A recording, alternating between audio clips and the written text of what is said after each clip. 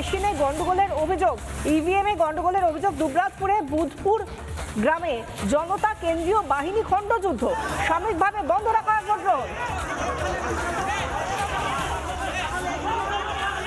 বুথের বাইরে ছবিটা দেখতে পাচ্ছেন, যেখানে প্রচুর ভোটাররা তারা অপেক্ষমান। ইভিএমে গন্ডগোলের অভিযোগ।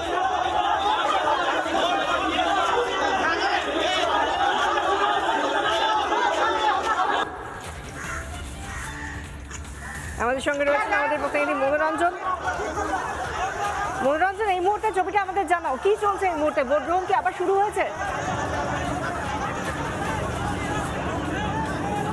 দেখো, যেটা ঘটনা হচ্ছে যে এই যে দুবরাজপুর বিধানসভা ক্ষেত্রের বুধপুর গ্রাম, এখানে কিন্তু ইভিএম মেশিনে গন্ডগোল দেখা দেয়, যার জন্য ভোট বন্ধ হয়ে যায় বেশ কিছুক্ষণ। এবং গ্রামবাসীরা যেটা অভিযোগ করছেন যে তারা কোনো একটি নির্দিষ্ট পার্টিকে ভোট দিলে অন্য রাজনৈতিক দলের ভোট ভিভিপ্যাটে দেখা যাচ্ছে। এবং মূলত এই অভিযোগকে কেন্দ্র করেই কিন্তু উত্তাল হয়ে ওঠে এলাকা। গ্রামবাসীদের বিরুদ্ধে অভিযোগ, তারা কেন্দ্রীয় বাহিনী জওয়ানদের লক্ষ্য করে ঢিল ছোড়ে। এই ঘটনায় কিন্তু আহত হয়েছেন জওয়ান, গাড়ি ভাঙচুর করা হয়েছে এবং পাল্টা কেন্দ্রীয় বাহিনী কিন্তু লাঠি চার্জ করে ঘটনার স্থল। এই মুহূর্তে অবশ্য পরিস্থিতি নিয়ন্ত্রণে রয়েছে। আহত কেন্দ্রীয় বাহিনী জওয়ানকে চিকিৎসার জন্য হাসপাতালে নিয়ে আসা হচ্ছে, এমনটাই কিন্তু আমরা সূত্র মারফত জানতে পারছি। এদিকে ভোট আপাতত বন্ধ রয়েছে, এমন আমরা স্থানীয় সূত্রে এবং জানতে পারছি। মনোরঞ্জন, সেই ছবিটা দেখাচ্ছি যেখানে কেন্দ্রীয় বাহিনীর জওয়ানদেরকে লক্ষ্য করে ঢিল ছোড়া হচ্ছে, পাথর ছোড়া হচ্ছে। এরা কারা? যারা কেন্দ্রীয় বাহিনীকে লক্ষ্য করে ঢিল ছুটছে তারা কারা?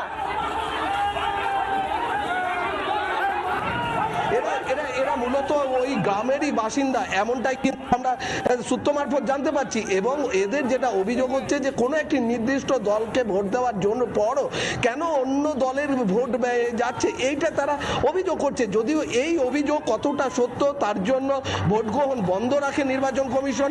এবং ভোট গ্রহণ বন্ধই শুধু নয়, ইভিএম মেশিন সেটিকে যদি কোনো যান্ত্রিক ত্রুটি থাকে তাহলে সেই যান্ত্রিক ত্রুটি সারানো বা প্রয়োজনে বদলি এমনটাও কিন্তু করা যেতে পারতো।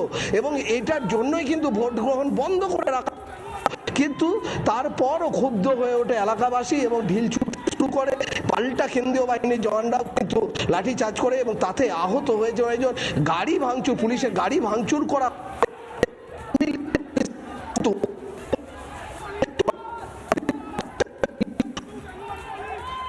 মনোরঞ্জন, তুমি যেখানে রয়েছে সম্ভবত নেটওয়ার্কের প্রবলেম হচ্ছে, একটু যদি সরে আসা যায় দেখো।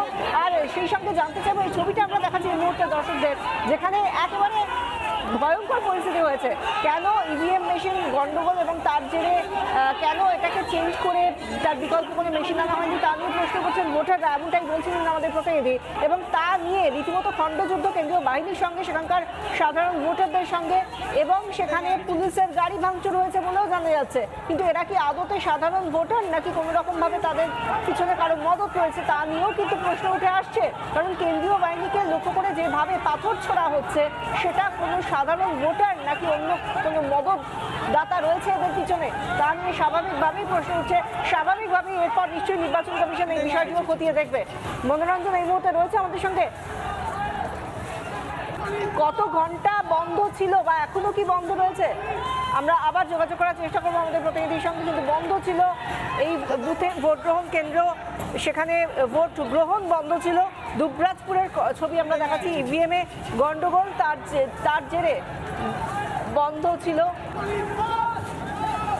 তৃণমূল ভার্সেস বাহিনী, আমরা যে ছবিটা বারবার দেখাচ্ছি, যারা এখানে এসে পাথর ছুটছে তারা কেন্দ্রীয় বাহিনীকে লক্ষ্য করে, একদম নির্দিষ্ট করে কেন্দ্রীয় বাহিনীকে লক্ষ্য করে পাথর ছুটছে। তারা যেভাবে পুলিশের গাড়িতে ভাঙচুর করছে, তাদের মূল উদ্দেশ্য কি? তারা শুধুমাত্র ভোটটাকে বানচাল করতে চাইছে। কোনো ভোটার এটা করবে না, তারা সাধারণভাবে আসবে, ভোট দিয়ে চলে যাবে, এটাই কোনো ভোটারের একমাত্র উদ্দেশ্য হতে পারে। তৃণমূল বনাম বাহিনীর ছবি আমরা দেখাচ্ছি, যেটা বীরভূমের দুবরাজপুরের ছবি। বুথে ইভিএমে গন্ডগোল, তার জন্য কিছু সময় বন্ধ থাকে, কিন্তু তা নিয়ে ভোটারদের প্রশ্ন থেকেও বড় কথা, তৃণমূল এসে দুর্বৃত্তায়ন করছে। এই দুষ্কৃতি রাত চলছে, যেখানে বাহিনী যারা নিরাপত্তা দেওয়ার জন্য আছে তাদেরকে লক্ষ্য করে তাদেরকে লক্ষ্য করে পাথর ছুটছে, ইট ছুটছে, আদলা ইট ছোড়া হচ্ছে, ভাঙচুর করা হলো পুলিশের গাড়ি। তৃণমূলের এই গুন্ডামি চলছে। চলছেই, ভোটের আগেও চলেছে, আজও চলছে। আমাদের সঙ্গে সঙ্গে রয়েছেন আমাদের প্রতিনিধি মনোরঞ্জন, এখনো পর্যন্ত কি ভোট গ্রহণ বন্ধ রয়েছে? ঠিক কতক্ষণ ধরে বন্ধ থেকেছে?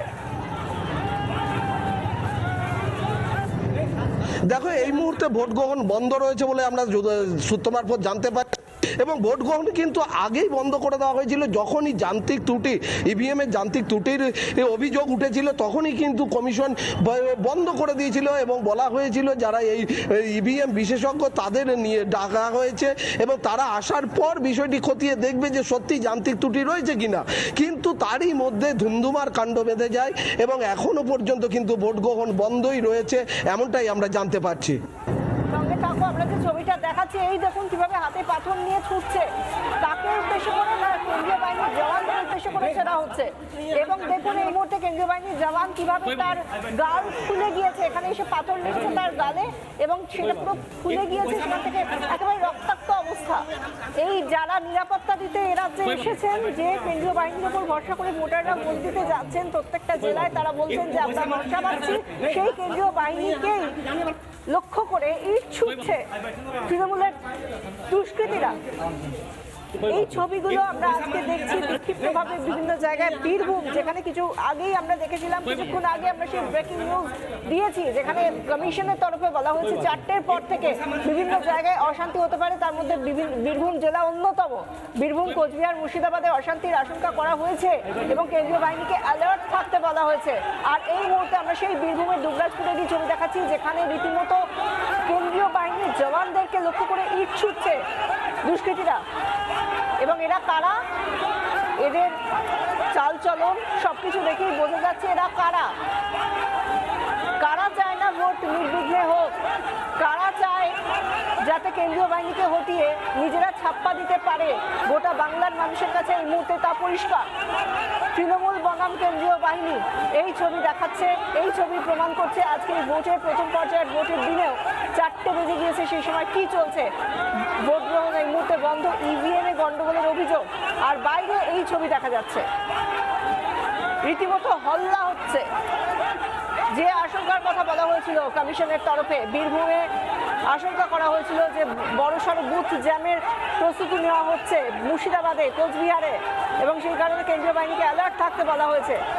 এই আশঙ্কা থেকেই বলা হয়েছে যেন সজাগ থাকে কেন্দ্রীয় বাহিনী, তৎপরতার সঙ্গে যেন বিষয়টাকে দেখে। এবং আমরা দেখতে পাচ্ছি কিভাবে পুলিশ থেকে শুরু করে কেন্দ্রীয় বাহিনী সবাই, এবং এই যে ওয়াকি হাতে পুলিশ, বুথের বাইরে ওয়াকি টকি হাতে পুলিশ, তারা পিছু হচ্ছে। আর পাশাপাশি কেন্দ্রীয় বাহিনীর জওয়ানকে লক্ষ্য করে গুলি, পাথর ছোড়া হচ্ছে।